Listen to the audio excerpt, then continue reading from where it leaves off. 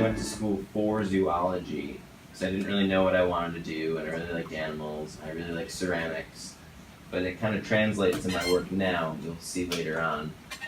But I found myself in the studio 24/7 almost, and they had a fridge there. I was able to just hang out there, get out of the dorms, so I decided to choose ceramics over zoology. And yeah, doing I took a sculpture class and we had to make a box. So then I was also in a ceramics class and I wanted to make sort of like a shipping container. And this is the first one that I made of its series. This was called Arrive.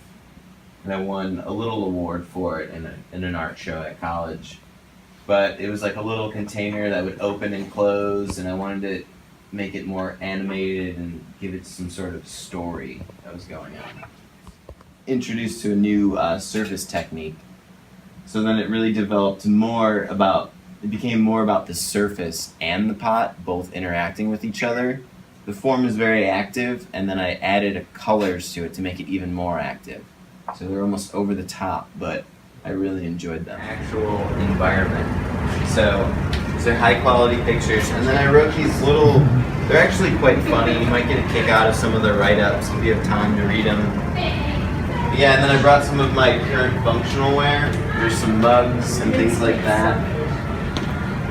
But yeah, so if you're more interested in the mosquito, you could read up on it. It covers based on how they breed in grease traps in McDonald's, so they'll slowly take over and kill the world. So just check it out. Yeah. They're meant to be funny, right? Yeah, they are funny. They're not dark or anything. How long did it take you? It took me a year to make all 4 of these. What part of it was it took the longest? Like making the actual sculpture, Probably making it. Form takes a while. And then also taking photographs is quite difficult because you have to capture the right timing. You have to be there at the right time to do it. Yeah, and bringing it to school and firing it. So I was actually buying clay off of you, I remember that. So that was pretty cool. And then I started buying my own clay and just kept bringing it in. I think I'm going to show you guys how to make a mug, because it's a quick demo, unless there's something that you guys really want to see. Obviously, I'm not going to have enough time to make a teapot, but I could show you parts of a teapot, if you're interested. So yeah, this is about a pound and a quarter of clay. I weigh out all my clay usually when I do it, just so I know how much clay something weighs if I ever want to remake it. And I think that's important. I mean, for me it is, because I'm very clean and I try to be precise about things. I just don't wing it and grab a piece of clay and throw it down. I have a form idea that I'm going to make before I weigh my clay. I mean, this is probably still a little too much. That's okay.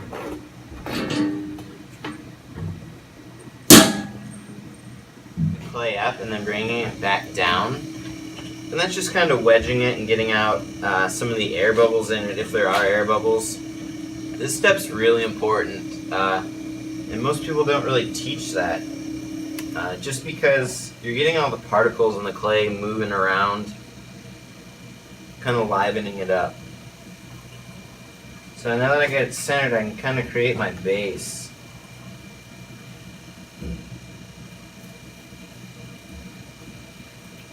So I bring the clay back inward to the center, because clay molecules are like shingles on a roof. They lay over one another, and when you pull it away, they separate and it actually weakens the clay.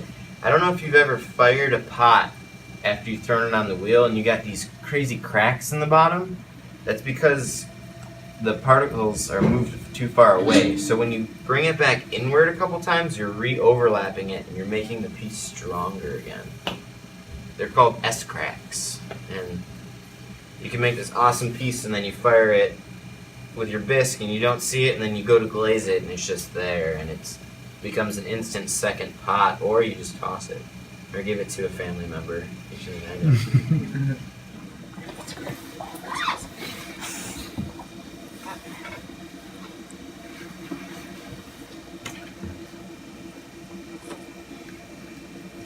So yeah, I started, like I said, I bought a wheel in high school, and it gave me something to do after school. Like, I was super jazzed about it. I had some alone time. Still, I hung out with my friends a lot, but I mean, nothing usually happens too good after night or once the sun goes down. And this kind of gave me a way to kind of relieve myself in a positive way and keep creating, because I didn't hang out with some of the best people, I'd admit. I mean, sure, there's still some of my friends today, but they just didn't really get their things together at a good age. So, kind of kept myself out of trouble a little bit. Sure, I still got in trouble. I wasn't a perfect kid, but I didn't get as much trouble as some of my other friends did.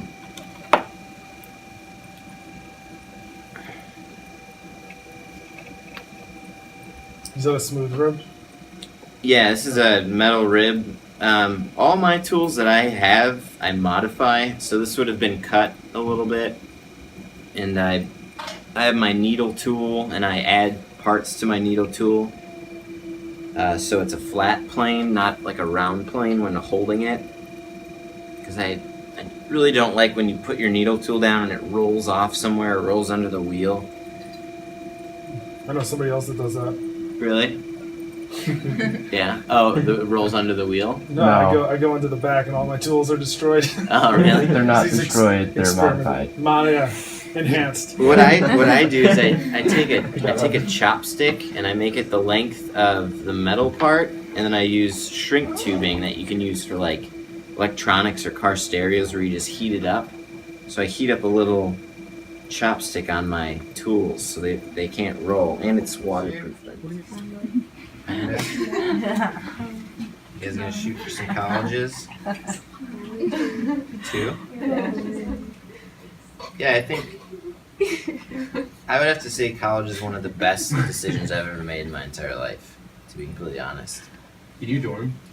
I dormed my first year, and then my second year. Getting an apartment is way better. I feel like dorming would be like really fun. Dorming is a lot of fun. You'll meet a lot of people. Everyone there at college, you don't really have to deal with the high school drama about what people are wearing or who people are hanging out with. Because you're all there for the same reason. You're all there to get an education. Like, you don't really have time for any of that stuff anymore because you're not bored. But there are people that do similar things to it, and I don't know their process. But as far as I know, I'm the only one who does this process. Like this.